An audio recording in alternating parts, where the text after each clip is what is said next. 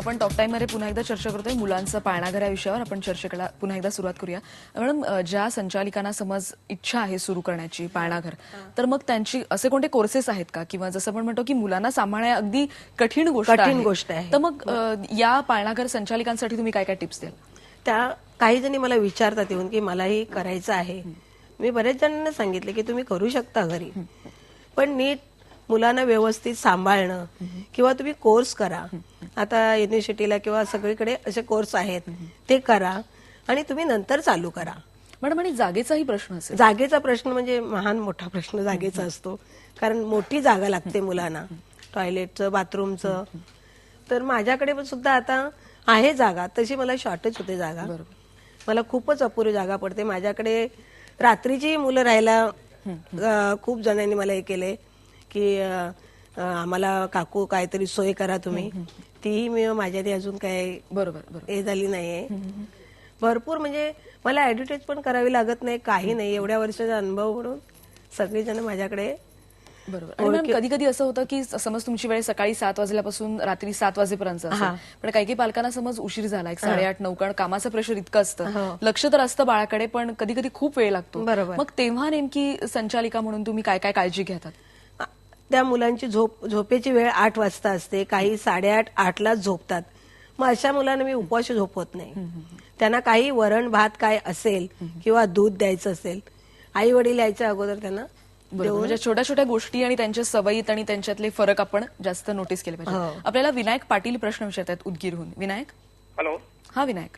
हा, मला हे विचारायचं होतं की पाळणाघर ज्यावेळेस मुलांना देतात त्यावेळेस डब्बा एक स्वतःसाठी द्यायचा असते का एक्स्ट्रा डब्बा द्यायचा असतो?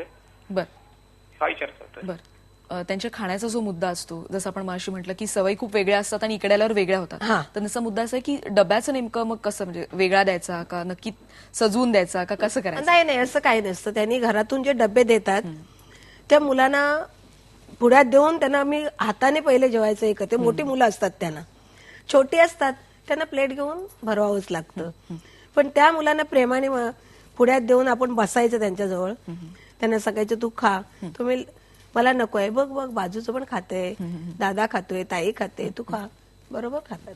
बरोबर. जसं आता म्हणालात की तुम्ही डबा किंवा अशा त्या सगळ्या सवयी असतात, पण या सगळ्या उत्साहामध्ये आपण कुठेतरी बघत असतो की मुलांमध्ये कुठेतरी एक छान संवाद साधत असतात. मग वाढदिवस किंवा असे जे छोटी छोटी फंक्शन्स असतात, ती मग कशी साजरी करायची असतात, आणि त्याच्यासाठी नेमका मग समज पाळणाघरात त्याचं आयोजन करायचं असेल तर तेव्हा कोणकोणत्या गोष्टी? आता पाळणाघरात वाढदिवस होतातच, एवढी मुलं आहेत म्हणजे. तर मी त्यांना एक टायमिंग सांगितलेलं असतं की सगळी शाळेतली मुलं आली, पालक म्हणतात की काकू आम्ही म्हणजे माझा 4था मजला आहे, तर आम्ही येऊ का? तर त्यांना मी सांगते तुम्ही येऊ नका, तुम्ही आलात तर दुसरी मुलं रडणार, त्यापेक्षा आम्हीच वाढदिवस साजरा करू.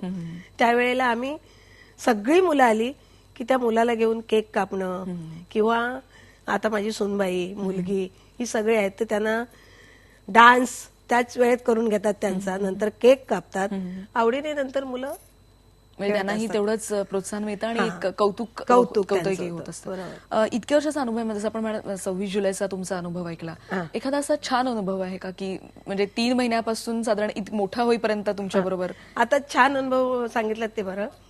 काही मुलांचे वाढदिवस असतात आणि जेव्हा मी वाढदिवसाला जाते तेव्हा ते मूल म्हणजे आई वडिलांकडे किंवा नातेवाईकांकडे कोणाकडे न जाता ते माझ्याकडेच जास्त येतं. हा आनंद मला खूप आहे.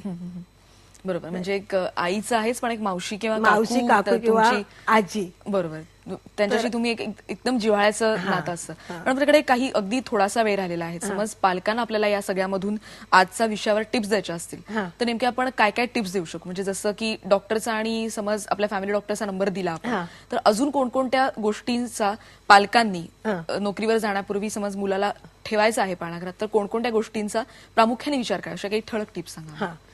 काही मुलांचं कसं असतात, शाळेत जायच्या वेळेवर काहींचे कपडे किंवा काय असं दिलेले विसरलेले असतात, देत नाहीत.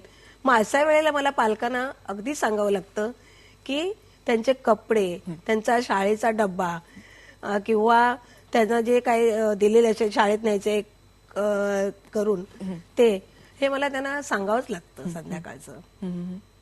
जसं आपण कपड्यांचा मुद्दा, मग खाण्याविषयी जो मुद्दा खाण्याविषयी पण त्यांनी जर डबा दिला नाही तर मला शेवटी डबा द्यावा लागतो. बरोबर, मी म्हणजे देते अगदी डबा. छोट्या छोट्या गोष्टींची काळजी घ्यावी काळजी लागते आणि घ्यावी एक, लागते. आईचं जणू काही आपण म्हणतो प्रतिरूपच आहे. आपण आज चर्चा केली टॉक टाइम मध्ये मुलांचं पाळणाघर या विषयावर. आपण मॅडमचे आभार मानणारच आहोत, पण उद्याचा विषय सांगते. उद्या आपण भेटणार आहोत बालरोग तज्ज्ञ डॉक्टर संदीप केळकर यांना आणि आपण चर्चा करणार आहोत बालकांचं आरोग्य या विषयावर. तुमच्याही प्रश्नांची आम्ही वाट बघतो आहोत. उद्याही तुम्ही 1:30 ते 2 या वेळेत फोन करू शकता. 02266899204 02266899204. आणि मॅडमने सांगितलेल्या छोट्या छोट्या टिप्सचा तुम्ही नक्की विचार करा. आपण टॉक टाइममध्ये इथेच थांबूया. पहा फक्त IBN लोकमत.